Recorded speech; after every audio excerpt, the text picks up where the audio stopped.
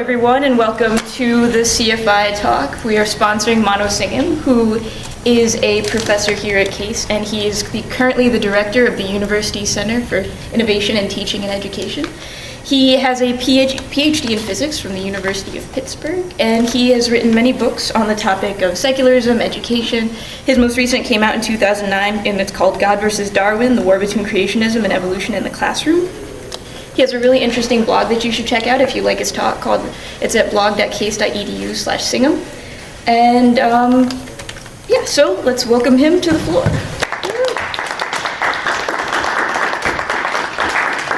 Thank you, Kristen. And thanks all for coming.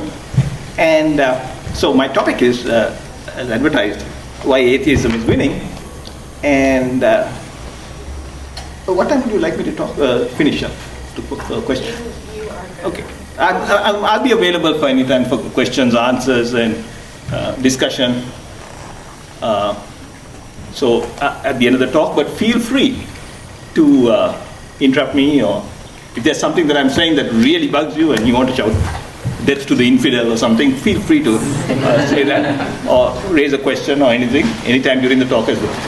But as I said, there'll be plenty of time for questions and discussion. So why is atheism is winning? It sounds a bit counterintuitive at some level, because okay, it sounds a bit counterintuitive at some level, because when you look around, it seems like the religious people are all around us. You get these religious nuts like the Westboro Baptist Church doing their thing, and you get Pat Robertson periodically coming out with some stuff, and there are people in Congress who say all kinds of things. They want to put the 10 Commandments everywhere, intelligent design, and then in the Muslim world, there's all these religious groups that seem to be gaining influence and power.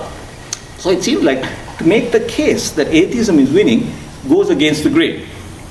But in actual fact, those examples that I gave you are the outliers. Okay? They are making the news, but they actually represent the only positive, if you like, growth signs of religion.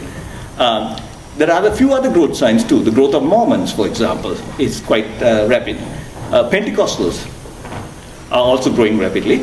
But the point I want to make is that a lot of these groups are growing, like Pentecostals and Mormons, are growing at the expense of other religious groups. They're cannibalizing other groups and committing it.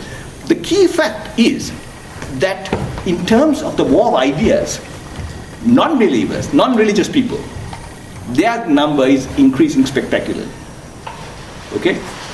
And if you think about it, if you look at the numbers around the world, right now, Christianity is the largest religious group worldwide. Then comes Islam. Then comes the non-religious group in terms of total numbers in the world. The growth of non-religious people in the world is spectacular. It has edged out Hinduism. Buddhism is even further behind. Now, non-religious doesn't necessarily mean atheist or agnostic, okay? But it means people who have decided that for whatever reason they don't want to be affiliated with any particular religion. And that number has now gone over 1 billion in the world. It's close to 15%, okay? Which is huge. And the interesting thing is, we think atheism is a small group, or atheists are small, or non-religious are small, but that's because in any given country, say in the US, Christian country, the atheists are minority. In, say, Indonesia, the world's largest Muslim country, atheists are minority. But in the different countries, there are different religions. But non-religious people are the same everywhere. They've just rejected religion. So we have a commonality across the globe that religions don't have. So our total global numbers are very large. But it's masked by the fact that in any given location, right now, they're small, relatively small. But they're growing too. Even in the US, it's now 15% of people who declare themselves unaffiliated. Okay. But my point is that that's the status right now. But the trends are such that I think we will see a very rapid increase in those numbers, a far greater rate of increase of non-religious people than we have seen even in the past. It has been very rapid in the 20th century, and it is going to be even more rapid in the 21st century. Now, why is that? The reason is that it's becoming increasingly clear that religious beliefs have no rational basis. That's it. And I will talk about why that's becoming clear. But when you have a belief structure that has no rational or empirical basis, it's only sustained by a sort of a tacit agreement to continue believing in it. But as soon as people start poking holes and saying, look, there's no rational basis in this, there's no reason to believe, and that system has no rational basis, there's no evidence, there's nothing to support it, the collapse can come very rapidly. And perhaps the best example of that is, another example of that is the opposition to gay rights and homosexuality. For a long time, like religion, religion has been for a long time, and people think, well, because it's been there for a long time, there's something about religion that will make it last forever. It's sort of indestructible. But that's not necessarily true. Okay? And I'll argue why. It's like the opposition to homosexuality. People have said, well, it's been there for a long time, and therefore it will remain forever. But we see in our own lifetimes, within the last decade, the opposition is collapsing because the opposition to homosexuality has no rational basis, apart from some obscure verse in Leviticus or something which says something, another verse somewhere. There's no rational basis for discriminating against gay people. So we are seeing now the greater acceptance, and that collapse is very rapid. From 1988, this year was in fact the first year when they did a survey where a majority of people said that they accepted that gay people should have the right to marry.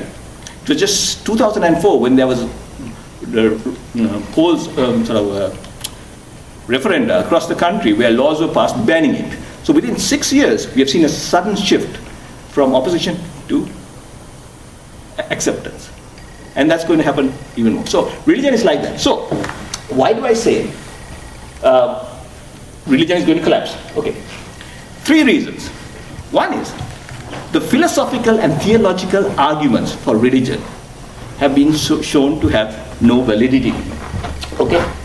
If I watch a lot of debates between theologians and philosophers of religion and skeptics, and one thing that is very striking in those debates is that the theologians don't even try to argue for the existence of God anymore. At best, they argue that there's no reason not to believe in God, which is a very different position. Right? And why has this happened? Well, primarily because of the advances in science. And there is no doubt about it that science has been the driver in denying the empirical basis of religion. It started, it used to be, the first inklings of this started around with the Copernican Revolution. Before Copernicus, it was believed that the Earth was at the center of the universe, and there were these planets, and then there was the stars embedded in the celestial sphere, which was not very far.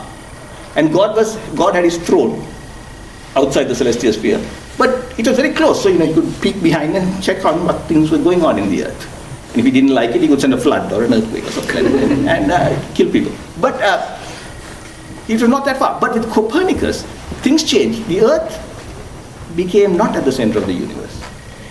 And although the real opposition to Copernican ideas the strong opposition came a bit later, thoughtful religious people, theologians at that time, started getting worried. Because the question they started asking was, well, if the Earth is not at the center of the universe, what is the relationship of the human beings on the Earth to God in the sky? Because if we are up somewhere, then earlier they thought we are right at the bottom and God is up there and this gulf. But now we are in the middle and heaven is there and the hell is down there. Why are we not at the bottom of the universe? Another issue that came up was, if the Earth was not at the center, that raised the disturbing possibility that there was no center. The universe didn't have a center. And that raised the even more disturbing possibility that the universe might be infinite. And at that time, this was a problem. Because if the universe is infinite, how could people reach God? And how could God keep an eye on you? Well, if he's infinite far away, it's tough for God to keep track of you. And for you to keep track of God. That was a problem at that time. So theologians came along, and they are very good at finding explanations for why you don't find God. Okay? And they said, well, that's because God is everywhere. So that was the answer. There's a character called Guido Sarducci, Father Guido Sarducci, who used to be a recurring character on Saturday Night Live. in the 70s and 80s. Okay, so he's still around, but you don't see him much anymore. But anyway, he used to have this little routine where he talks about a 5-minute university. He said he wants to create a university where you study only for 5 minutes. And there in the university, in those 5 minutes, he will teach you all that a person usually remembers from college 5 years after they leave the university. So he says, in that 5 minutes, he'll just teach you those things that you need. For example, business, economics. All you learn is supply and demand. Business, you buy something and you sell it for more. That's business. And so on. And he says, okay, you're going to have theology. What do you learn in theology? The answers to 2 questions. Where is God? Answer, God is everywhere. Why? Because he loves you. And he says that's all theology is. And actually he's kind of right. That's pretty much what modern theology is in the face of science. That's what has happened. Now, so that was started with Copernicus. Newton was a religious man, Isaac Newton, but his work again created problems for religion because it explained the motion of the solar system, the planets and the earth. And suddenly it was no longer God who was creating the celestial sphere, but the universe, or the solar system at least, was working according to natural laws. We could understand that. Now, there was still some room for God, because Newton, according to his own equations, the planetary system was unstable. If you do the calculations, you can predict the orbits, but because of the forces between the planets, those orbits start to wobble and get out of sync. And according to Newton's theory at that time, periodically the universe would get so unstable that it would collapse.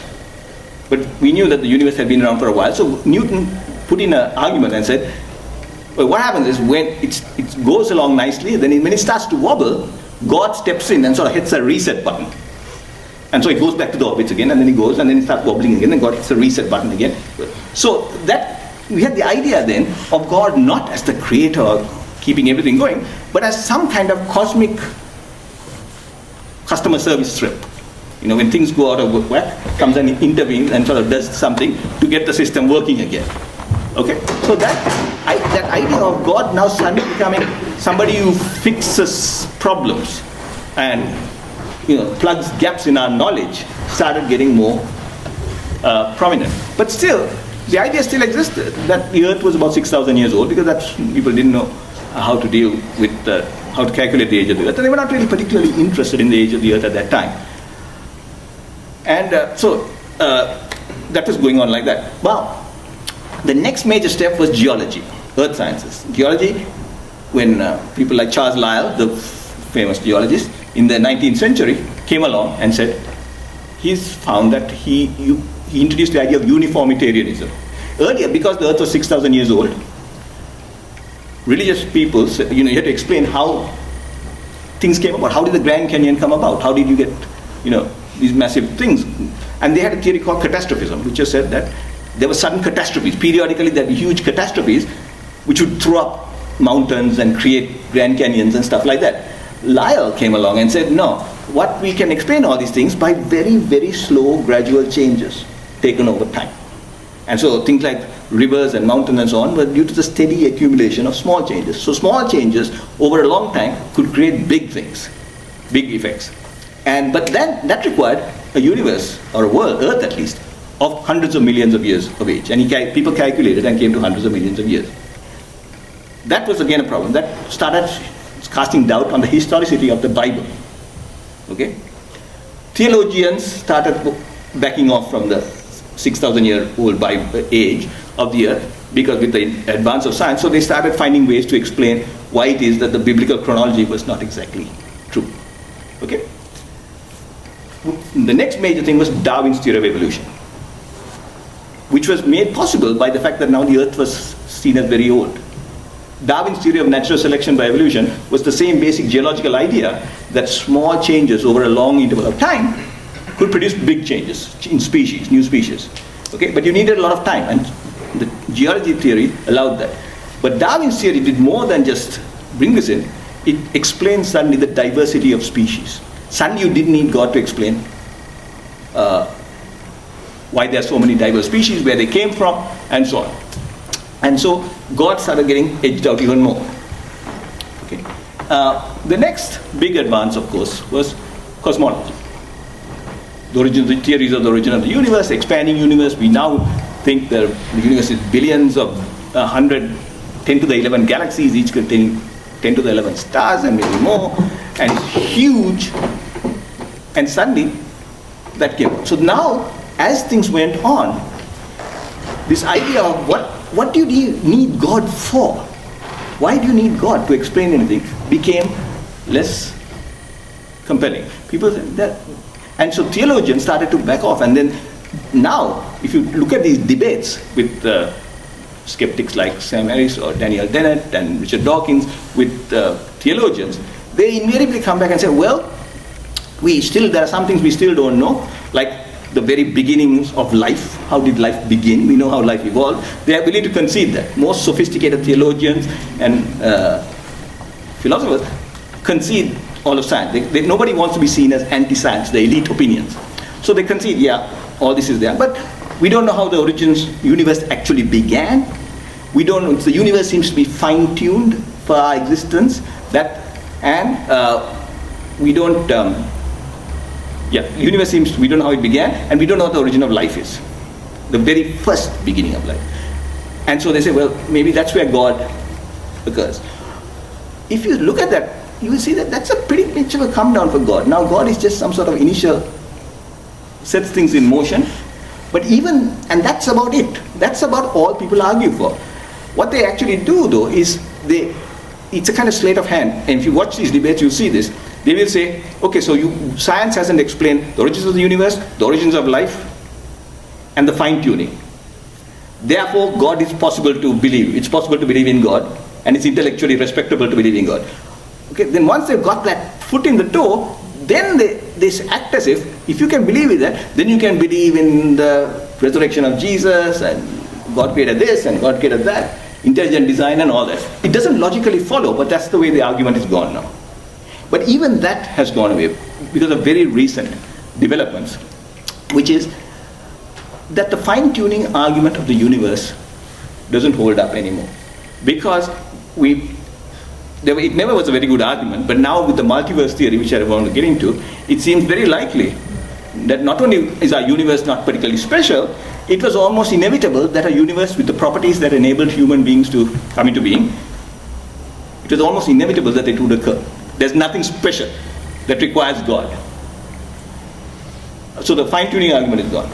The second, origin of the universe, again, we believe that the origins of the universe came about as a quantum fluctuation in the vacuum. I mean, it's not a science talk, but basically, it's not a big deal for science to understand how the universe originated.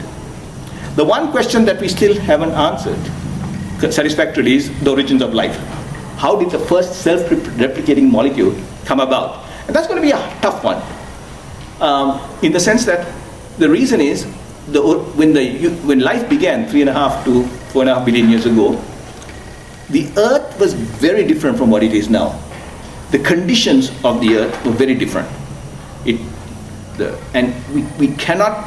don't know for sure what the conditions were like. So it's hard in that situation where we don't even know what the environment that organisms existed in that time, how that came about. And also, all it required was one self-replicating molecule to come into being for the whole process to take off. Only one.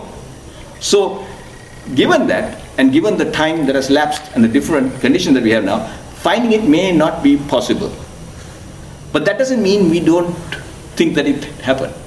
Even Francis Collins, who's an evangelical Christian and a good scientist, and he has written the book called The Language of God, he's head of the NIH, he's an evangelical Christian. Even he warns people not to place too much faith in the origin of life as the answer as evidence for God. God must have done it. He doesn't accept it because he's enough of a good biologist to know that that's a very dangerous thing, because he knows of all the advances we are making in science. We know, for example, that life can exist in extremely harsh conditions at the bottom of the ocean, in heat vents that are hundreds of thousands of degrees hot. Life can exist. So it looks like life is possible under a much broader range of conditions than they are now, than we can envisage. So how life came about is not necessarily difficult to to accept that it came about naturally. Okay. So, science has really shut the doors on any activity for God. And this has led to theologians and philosophers basically having to explain why we don't see any evidence of God now. Why is it that God has become such a slacker? Doesn't do anything. I mean, in the past, you read the Bible, he was talking to people and burning bushes and without and causing rivers to run with blood and so on. And then he seems to have checked out about 2,000 years ago, and on social security, not doing anything. And so the theologians have developed elaborate theories to try and explain why God is a slacker. Okay, and that's pretty much it. And most of these debates involve that theologians asking questions, are trying to address that question. Now, the final thing is recent scholarship. So a lot of the recent developments in science about the multiverse and so on are within the last decade, 2 decades. Okay. The third thing is that's happened in our generation is the taking the religious books to task and examining them closely. And I'm talking about Christianity now because that's what I'm most familiar with. But basically, recent scholarship shows, when I say recent, within the last couple of decades, recent scholarship shows that there's almost no evidence whatsoever for believing in the historicity of almost anything in the Bible. Okay? Now, most people learn about Christianity in Sunday school. Right? You go to Sunday school when you're if you're like me, you went to Sunday school and you were told all these stories, Abraham and all those stuff in the Bible, and we believed them. I mean, they were told with a moral and so on, but we believe all the stories of the Exodus and, Battle of Jericho and, all that kind of stuff. Moses, all these people. And we believe them. Now, as we get older, those of us who are more sophisticated may start wondering, well, maybe it didn't happen exactly like that. Okay? Maybe, some of the things, the details may be wrong. Maybe the bush wasn't really burning because that's, you know the story of the burning bush, right? Moses first sees this bush and it's supposed to be burning, but the bush is not being consumed. There's just flame, but the bush seems to be existing. And then, he does all those miracles with the Pharaoh and stuff like that. Maybe we say, well, maybe that's not true.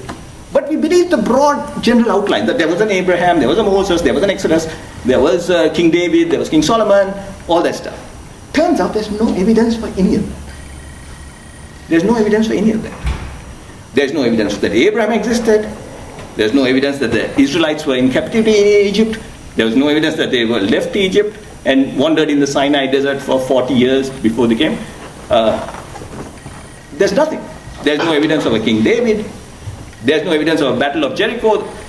In fact, there's counter evidence. For example, Abraham. Take a story. And it's also a bit funny. I mean, when you look at the stories of those Bibles, which we accepted, at least I accepted as a child, I wonder now, what was I thinking? Those are pretty awful stories. Abraham and Isaac, for example. You know the story. God asked him to create a sacrifice, and Abraham asked, who do you want me to sacrifice? And he said, I want you to sacrifice your only son, whom he had when he was hundreds of years old. And it was not an easy task for him and his wife to have a child when they were that old. But anyway, they had it. And there was one child. And Abraham said, sure, I'll do that. And he creates a funeral pyre and so on. And just as he's about to burn his son, God said, oh no, I was just kidding. I just want to test you. And God said, don't do it. Okay? And we are supposed to think, wow, that Abraham, what a cool guy. I mean, he was so devoted to God that he was willing to burn his own. Now I think, the guy's a psychopath.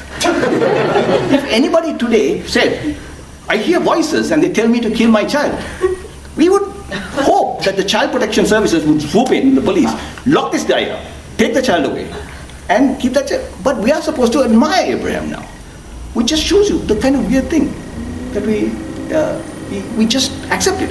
But leaving aside that, okay, even the Battle of Jericho, if you look about it, think about it, it's an awful story. It's an awful story. Joshua supposed to have captured the city and he murders everybody, men, women, children. He murders everybody, infants and so on. And it's supposed to be this glorious story, but it's actually nothing less than a total genocide on the commands of God.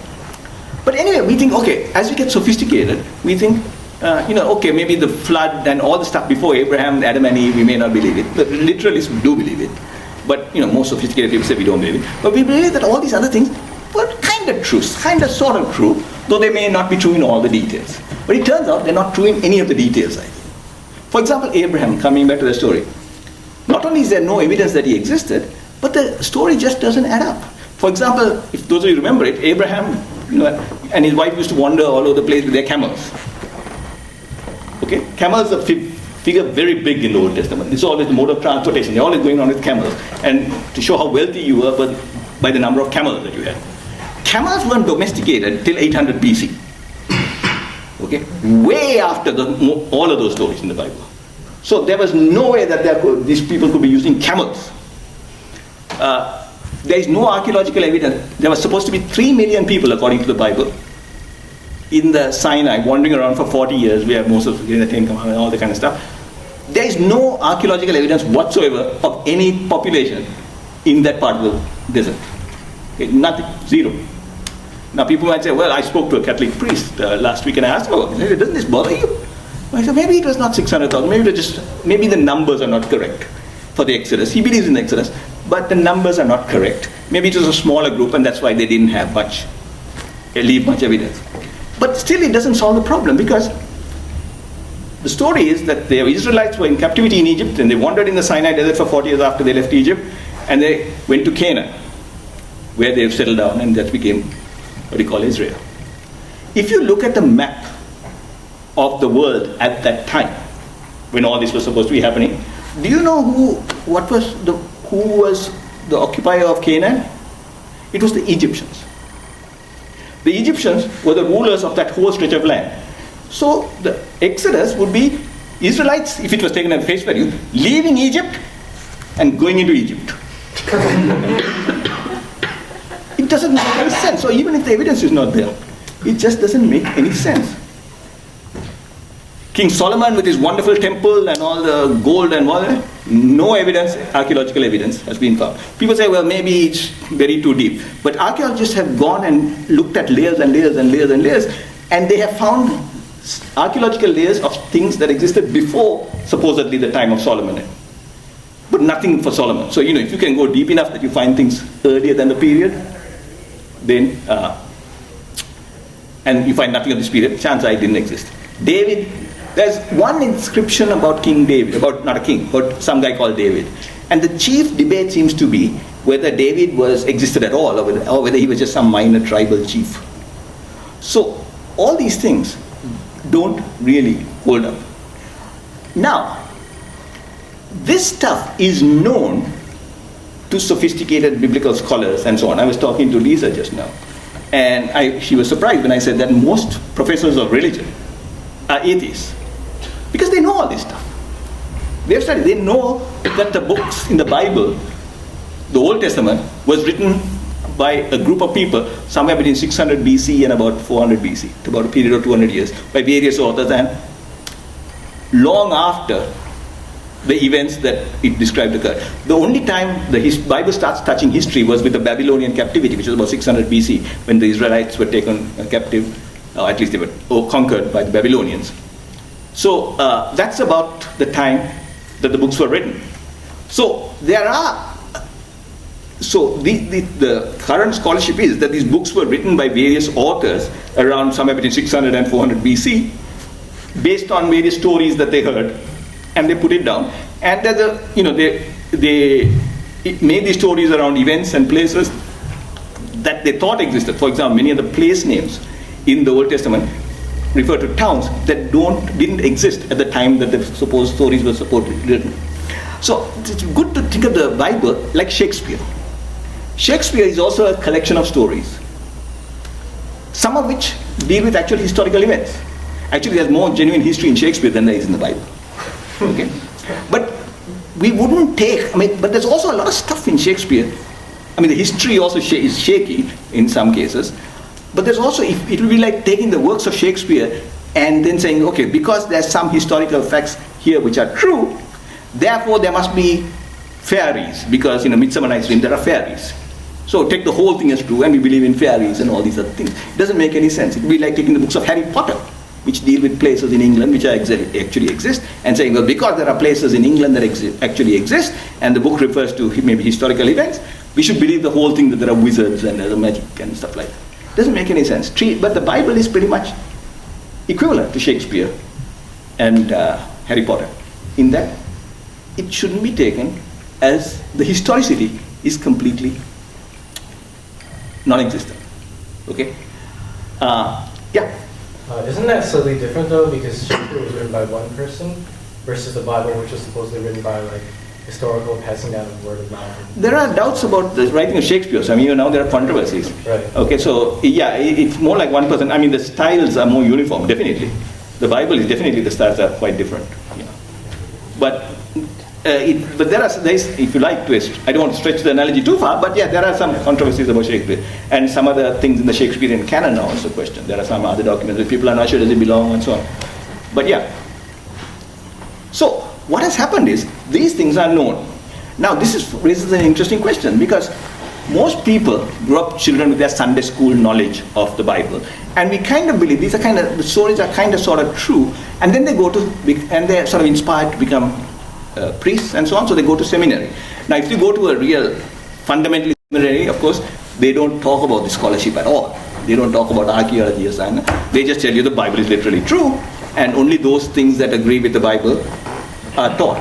But if you go to any halfway decent seminary, in the mainstream churches, the professors that you encounter know all this stuff, and they will teach you some of it.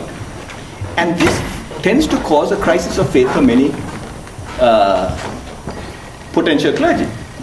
Daniel Dennett and Linda Lascola at Tufts University did a study of what they call non-believing priests, people who are clergymen but don't believe in God. In fact, don't believe any other stuff. Now, it was hard for them it was a small study, because it was hard for them to find priests willing to say that, they don't believe in God. It's not a good career move, okay? To say, I don't believe in God, I don't believe in any of this stuff. So it was hard for them, so everyone was under anonymity and so on. But they spoke about the fact that it really shook them up when they went there to find that all this stuff that they took for granted, even if they didn't take it literally, they sort of thought there's some truth in it. None of it was there. And Dennett and Lascola say there are two jokes that they encountered among these non-believing priests. They said in the seminary there were two jokes that they circulated. One was that a seminary is where God goes to die. And the second is, if you go through seminary and you still believe, then you haven't been paying attention. So this is a problem. So this is what happens now. So I suspect that many people go to church, but their priests don't tell them. In fact, these clergymen say, we don't tell them what we know. If they said from the pulpit what I am telling you now, which is the scholarship, there would be an uproar among their parishioners. So they feel like they have all this knowledge that they can't share with their parishioners. And this causes conflicts for many of them. It's actually a tough, because if you're a clergyman, you're really not trained to do anything else. You're kind of stuck in that profession. You could become a counselor maybe, but that's about your limited option. You're not really trained to do other things. So they continue, and they have this, and what they do is they sometimes they have kind of like coded signals where they talk to other priests to find out whether they have similar doubts and disbeliefs, and if they find a kindred soul, then they can talk to that person. Or if in their groups they sort of create study groups, and the idea is let's look at what the atheists are saying about religion. So they form study groups, and so you'll find study groups in churches that discuss, say, the God delusion books or something else, and that is the end of it. And sometimes the priests who are doing this, they need somebody to talk to, so they make it into a kind of intellectual exercise. Let's see what the atheists are saying.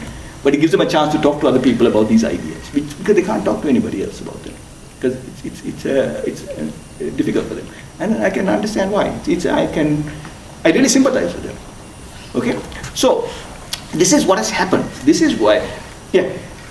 Yeah, just have a question. When I read a story in the Bible about person Jesus. I'm sorry, can you speak a bit louder, please? Yeah. When I read a story in the Bible about birth of Jesus, you said that there is nothing that can be proved, but I remember reading that they came to Bethlehem and it was census. So meaning that you can go back and actually check. There is, if you look at the Bible stories, there is nothing there about Jesus, for example. The story is quite, it was ruled by the Romans at that part of the world.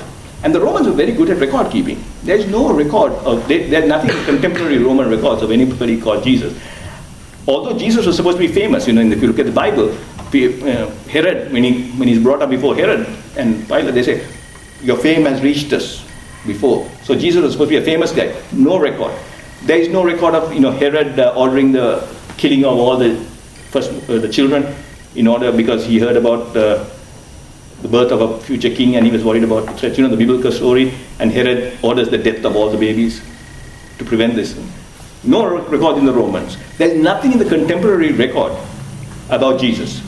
The earliest books were written about 70 AD, about 4 decades after Jesus has died, by Paul and so on. But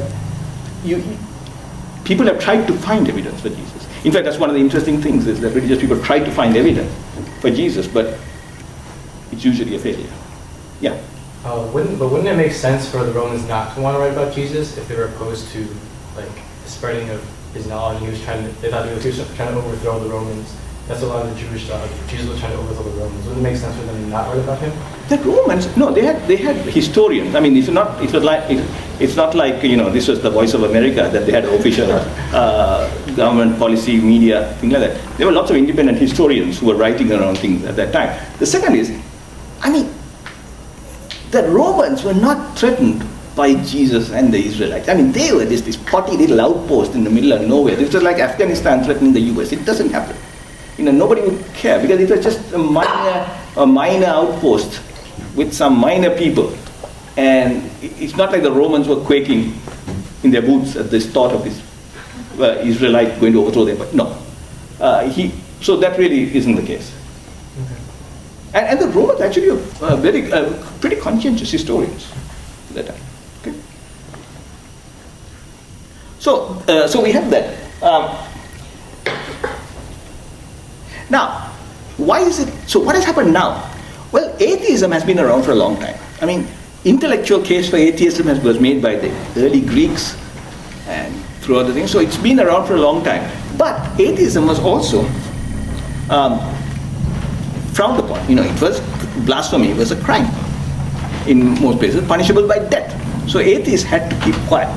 But among the intellectual classes, people pretty much knew that, or suspected that this was not true. For example, the philosopher John Stuart Mill says his father came to him one day and said, his father James Mill, John Stuart Mill is this philosopher, his father came to him and said, there is no God, but it's a family secret.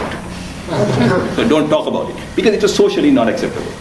David Hume, the philosopher, said that the people of England would be shocked if they knew how many of the educated people in that country did not believe in God. But people just kept quiet about it because it was considered not appropriate. Even Charles Darwin, who was as pretty much an atheist as you could imagine, rejected the use of the word atheist and called himself an agnostic, because that in that period of time, the Victorian England even, Victorian England was pretty liberal in its intellectual attitudes. Still, blasphemy was a crime. So people kept quiet. So for a long time, atheists were closeted.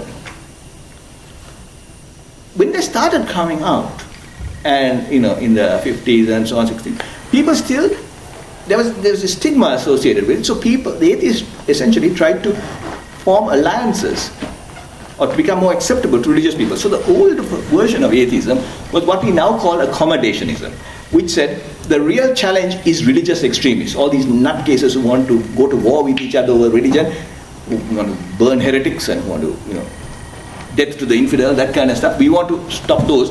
So we want to work with moderate religion.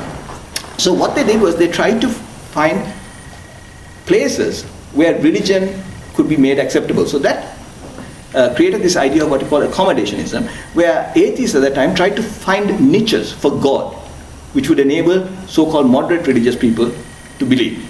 So they said, well, Stephen Jay Gould, for example, the late paleontologist, was one of these people. I mean, he's an atheist, but he said maybe that there are two different worlds. There is the world of the material world, which science deals with, and then there is what we call a moral and ethical and spiritual world, which religion deals with. Okay? So you are creating essentially two areas, non-overlapping worlds. He called it magisterium, it's a kind of pompous word, but he called it non-overlapping magisteria, and it's been abbreviated to NOMA, N-O-M-A. So if you see that, that's what it means. Two distinct worlds. The physical world which science deals with and the spiritual world which religion deals with. Okay? But, it's kind of iffy. There's no reason to think that science has nothing to say about ethics or morals or something. In fact, the atheists have made quite convincing claims that you don't need religion to explain morality or ethical behavior or anything like that. Science does a perfect good job.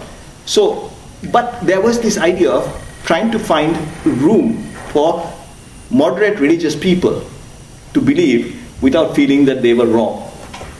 So that came to this point where now we have these sophisticated theologians who argue, basically, God has become some kind of metaphor. If you look at these debates, they will never actually say what they believe. When recently I saw a debate with Christopher Hitchens and Sam Harris with two Jewish rabbis, David Wolper and Shmuel Atzon or somebody. And then these are sophisticated guys, the rabbis. But whenever Hitchens and Harris make some criticism of religion, the first response is, well, we don't believe all that. These low-level religious people may believe that, but we are way too sophisticated to believe in that stuff. Okay? But they never actually say what they believe.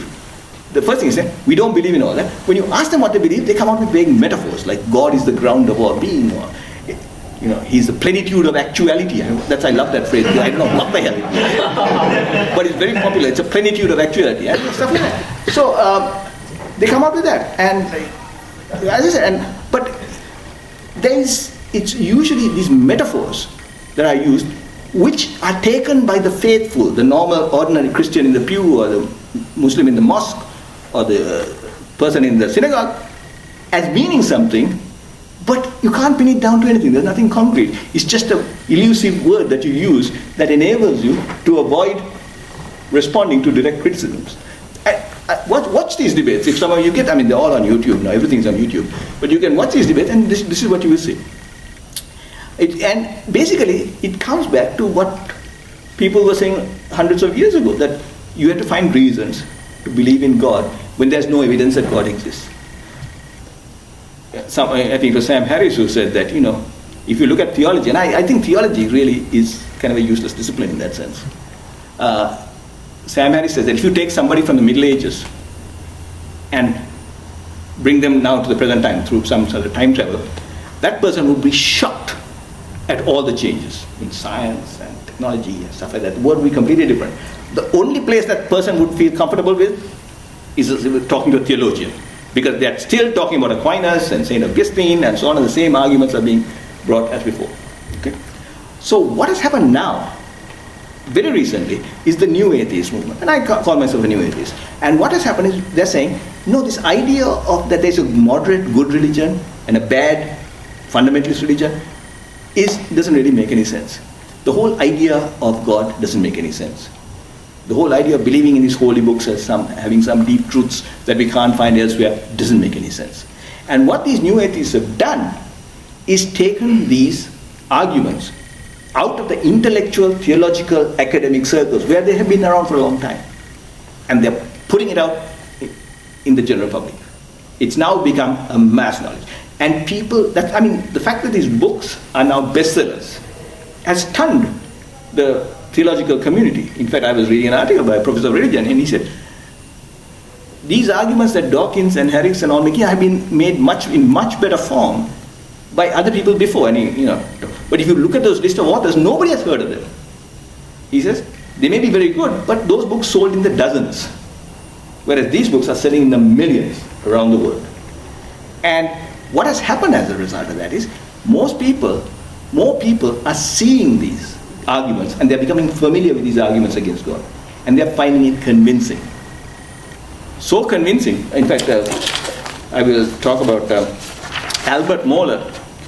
Is the president of the Southern Baptist Theological Seminary, and he says and it's a very fundamentalist Baptist seminary. They believe in a 6,000-year-old earth and so on. And he says, I don't know that there's more atheists in the country, but there are definitely more people who are openly atheists, especially on college campuses. There is not one student on this campus, his own campus, who doesn't have at least one person in his circle of family and friends voicing these ideas. Now, if this fundamentalist Southern Baptist community is having atheists who are arguing with them, you know that these are not in elite academic circles anymore. The message is going out. In fact, there are some religious people who are developing apps. Yes, there's an app for that. Because they find that religious people are getting so beaten in these arguments that they've developed apps for help religious people answer these questions. So if you're arguing with a religious person and that person starts looking at the iPhone, it may not be that they're taking a call, but they're trying to figure out, how do I respond to this criticism? Okay. The data is also clear. Religion nominally has a lot of people, but the way they count it is kind of fraudulent. I was just talking to Lisa a little bit before. If you are baptized in the Catholic Church, you are counted as a Catholic, whatever happens to you later. There is no way you can stop being a Catholic, okay? And you are counted forever. I was telling you there's a comedian, Irish comedian called Dara O'Brien, and he was baptized as a Catholic. And he has this funny routine, and he talks about how Catholicism is one of the stickiest of religions. You can't get rid of it. See, if you join the Taliban, for example, what they will do, they'll call you a bad Catholic. That's it. So you're always counted. Now in England, for example, in the 2001 census, 71.8% ticked off that they were Christians. You had to check off what religion are you. So it's Christianity box and various boxes, and right at the bottom there's none of the above or no religion. So people tended to check off 78%. But when you look at actual things, the most important things in a person's life are birth, marriage, and death, the big transitions. Only 11% of children in England are baptized. Only 20% of weddings take place in a church. And when you die, only 33% of the people on their way to the cemetery or the crematorium go through a church on that way. So the actual numbers are much less, even in the US. If you ask people with their regular churchgoers, about 35 to 45% would say yes. But when they look at studies where people are asked to keep a diary of their activities, the number drops to about half that, which is pretty much the same as Europe. So, the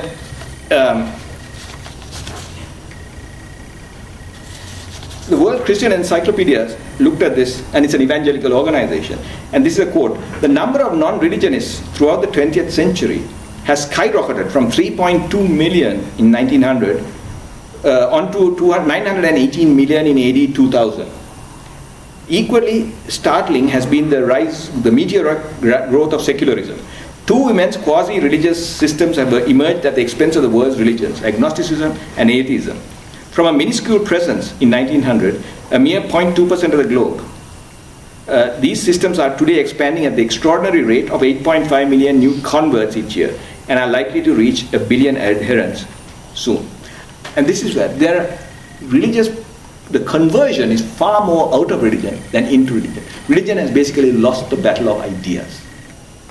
Okay, and that's why things are happening. I want to play a small video clip, a short video clip, if you don't mind. It's about 6 minutes. Hello. I'd like to start this week with a request, and this one goes out to the followers of the three Abrahamic religions, to the Muslims, Christians and Jews. It's just a little thing really, but do you think that when you've finished smashing up the world and blowing each other to bits and demanding special privileges while you do it, do you think that maybe the rest of us could sort of have our planet back? I wouldn't ask, but the thing is, I'm starting to think there must be something written in the special books each of you so enjoy referring to that tells you it's all right to behave like precious, petulant, pugnacious pricks. Forgive the alliteration, but your persistent power-mad punch-ups are pissing me off. It's mainly the extremists, obviously, but not exclusively. It's a lot of mainstreamers as well. Let me give you an example of what I'm talking about, okay? Muslims, listen up, my bearded and veily friends. Calm down, okay? Stop blowing stuff up. Not everything that's said about you is an attack on the Prophet Muhammad and Allah that needs to end in the infidel being destroyed. Have a cup of tea, put on a Cat Stevens record, sit down and chill out. seriously, what's wrong with a strongly worded letter to the Times? Christians, you and your churches don't get to be millionaires while other people have nothing at all. They're your bloody rules. Either stick to them or abandon the faith. And stop persecuting and killing people you judge to be immoral. Oh, and stop pretending you're celibate as a cover-up for being a gay or a nonce.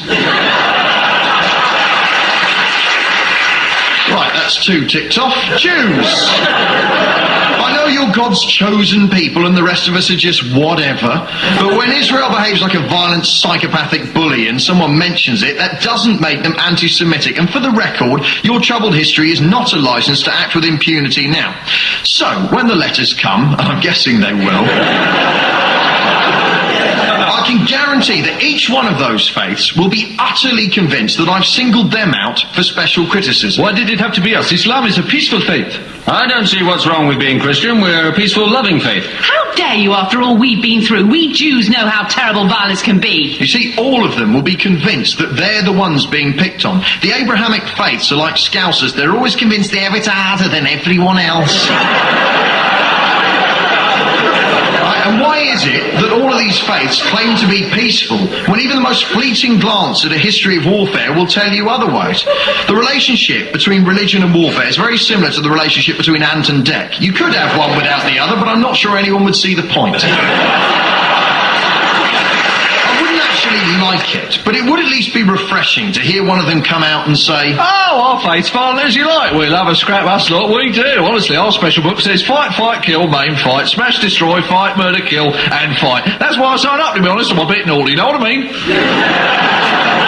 But no, all of them claim to be peaceful religions. Yeah, peaceful right up to the point where someone takes something they think is theirs, or says the wrong thing, or looks at them funny, then it's fighty, smashy, kicky, punchy all the way. I know this will upset a lot of people, and frankly, I don't care. I'm getting so sick of religious people screwing it up for the rest of us. Please don't kill us. Seriously. As far as I'm concerned, this is the only chance we get. When we die, it's all over. There's no virgins and pearly gates waiting for us, no big beardy man saying, Right, so how do you think that went then? Big mix? Killed a lot of people in my name, I see. Yeah, not really what I had in mind, actually. Tell you what, have another go as a worm. While we're at it, I'm sick of religious people forcing their children to define themselves by their parents' faith. A 4-year-old is no more a Christian than he is a member of the Postal Workers Union. A fair working wage, decent working conditions, and time allotted to see the new Transformers film, said a spokesman. This week, Lydia Playfoot, who took Millet's school in Horsham to the High Court so she could wear jewellery to prove she's staying a virgin for Jesus, lost her case. Good. I'm glad. I don't care how many times her parents claim it was her idea. Rules is rules. And if you want to wear a ring that tells everyone you're not having any sex, you can get married like the rest of us.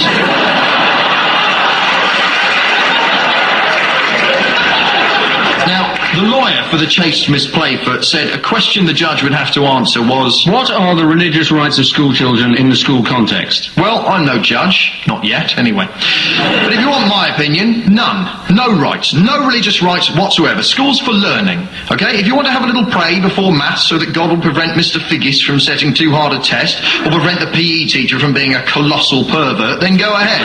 Put your boots. If you want to pop on a feathered headdress and chant and mumble and sacrifice something, you can do that in your own time, or take a drama course and pretend it's art. Get a degree in it. That's what I did. The lawyer, Mr. Diamond, argued, Secular authorities cannot rule on religious truth. Well, Mr. Diamond, I'm going to assume you're not related to the Neil Diamond, because he rocks. Yes, I like Neil Diamond and Prince. And I'm married, go figure. But my point is, religious truth is a foxy one, because religion, by its very nature, doesn't tend to concern itself with truth. There simply isn't time for truth. By the time all the singing and candle lighting and toadying and condemning and hiding from science is done, truth's given up and gone to the pub for a pint. Here's the truth, right? Faith is about as interested in truth as I am in hanging out with Anthony Worrell Thompson, i.e. not very.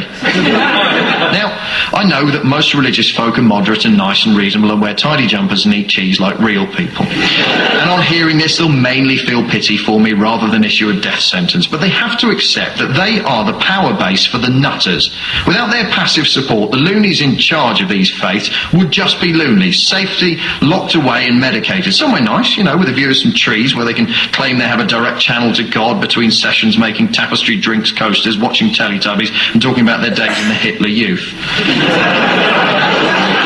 The ordinary faithful make these vicious, tyrannical thugs what they are. See, I get very angry that shows like Big Brother and Celebrity Insert Title of Wretched Show Here still fill our lives with vapid, pointless emptiness, and I wish the producers and development executives would crawl back under the rocks they emerged from. But the truth is, they sell stuff that people consume. Without the audience to prop it up, Heat magazine and fundamentalist religious fanaticism goes away. Imagine what humanity might be capable of if we had that much spare time. We could explore space properly, have a decent look in the sea, find a cure for James Blunt, anything. Thank you very much. Letters to the usual address.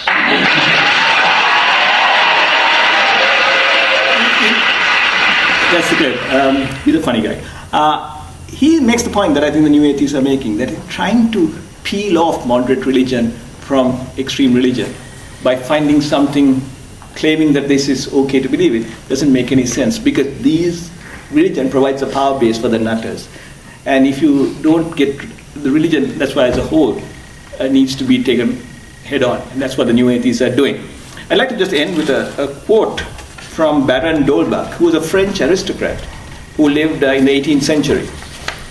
And he was published what you call the first atheist book in the West, at least.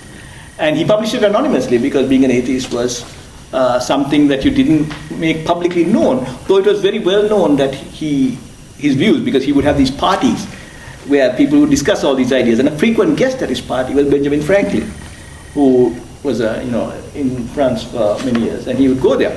And in his book, Baron d'Holbach writes, religion has ever filled the mind of man with darkness and kept him in ignorance of his real duties and true interest.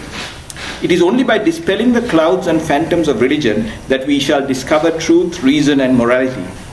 Religion diverts us from the causes of evils and from the remedies which nature prescribes. Far from curing, it only aggravates, multiplies, and perpetuates them. Tolerance and freedom of thought are the veritable antidotes to religious fanaticism. Many men without morals have attacked religion because it was contrary to their inclinations. Many wise men have despised it because it seemed to them ridiculous. Many persons have regarded it with indifference because they have never felt its true disadvantages. But it is as a citizen that I attack it, because it seems to me harmful to the happiness of the state, hostile to the march of the mind of man, and contrary to sound morality, from which the interests of state policy can never be separated. Okay. Thank you.